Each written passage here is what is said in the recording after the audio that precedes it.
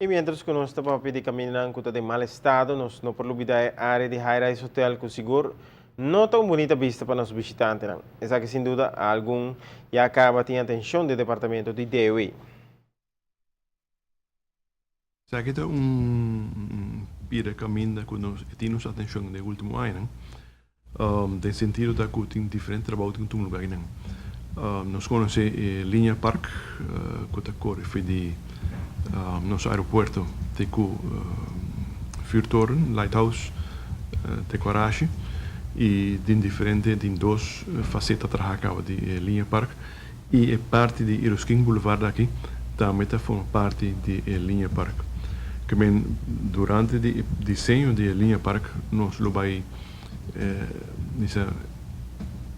redesenhar espaço de tráfego e espaço peatonal da área aqui, onde você vai dar peatão mais facilidade, mais preferência da área aqui e você vai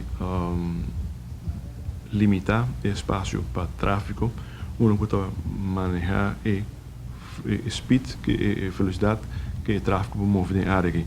Nós estamos conscientes que a área aqui é uma área turística, hobby, transitar, peatonal, de hora na noite e hora na manhã, então porque brinda e peatão uma outra experiência com o que tem aqui.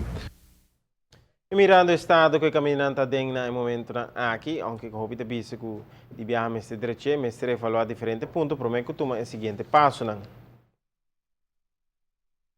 Para mim, os direitos para nos evitar que nós assim deze kapitaalsvernietiging, nós temos que fazer desenho holístico, integral, para nos por tackle o problema aqui.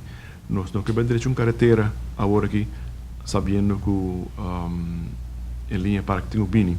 Nós temos que saber preciso que o desenho da linha Parque vai estar, como se manejar espaço público aí, para nós por dizer, ok, nós vamos deixar bom de um solo viagem.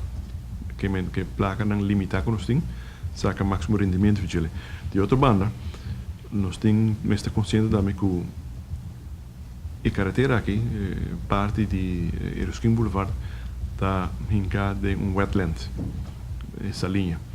Consequentemente, nós temos que deal com ele e para isso aí nós temos plano também de drenagem de água, de água de llovida, como nós podemos sacar água aqui em back nessa linha sem que te cause problema para nossa carretera.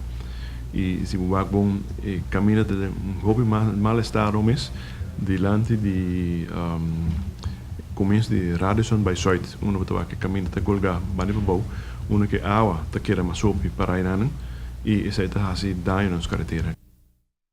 Mas coisas que aqui na China tem hobby, outra parte tem nos carreteras, onde tem mal estado e acaba de atenção devido de DOA.